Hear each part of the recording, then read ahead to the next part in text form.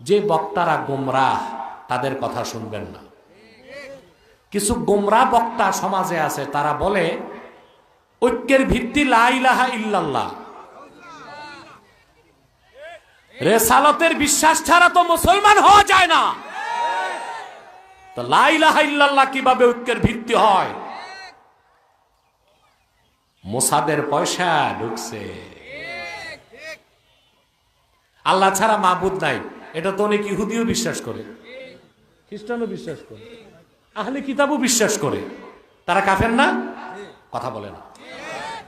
শুধু লা ইলাহা ইল্লাল্লাহ বললে মুসলমান হওয়া যাবে না। আর শুধু লা ইলাহা ইল্লাল্লাহ ঐক্যের ভিত্তি নয়, ঐক্যের ভিত্তি হচ্ছে ঈমান। আর ঈমানের মধ্যে তাওহীদও আছে, রিসালাতও আছে, ঠিক কিনা বলেন?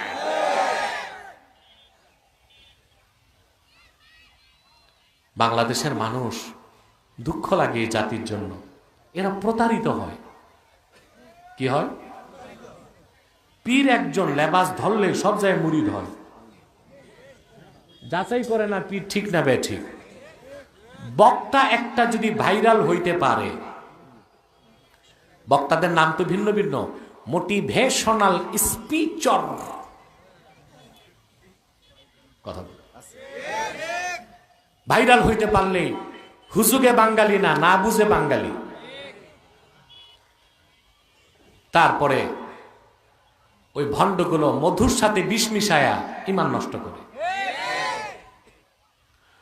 কাফের মুশরিক দূরে থাক, কোন বাতিল ফেরকার সাথে মুসলমান ঐক্য করতে পারে না। মুসলমান ঐক্য করবে মাসলাকে মাসলাকে, গোল টুপি, লম্বা টুপি, আলিয়া, কওমি সবাই এক হইতে পারবে। এটা মাসলাক। এটা কি মাসলাক? বুঝলেন নাই? জনপুর, ফুরফুরা, দেওবন, কওমি, আলিয়া, সাদা টুপি, কালো টুপি, গোল টুপি, লম্বা টুপি, সবাই এক প্ল্যাটফর্মে আসা যাবে। এটা হচ্ছে মাসলাক। এটা কি? কিন্তু কোন বাতিল ফেরকার সাথে ঐক্য করা, যদি কোন বাতিল ফেরকার সাথে ঐক্য করা যেত, তাহলে আলী রাদিয়াল্লাহু তাআলা আনহু খারিজিদের সাথে ঐক্য করতেন। করছেন? খারিজিদের সাথে ঐক্য করছেন হযরত আলী।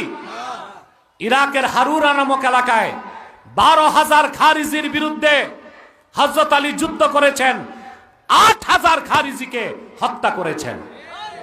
অতএব হযরত আলীর উত্তরসূরিরা কোন কাফের মুশরিক বাতিলের সাথে ঐক্য করতে পারে না।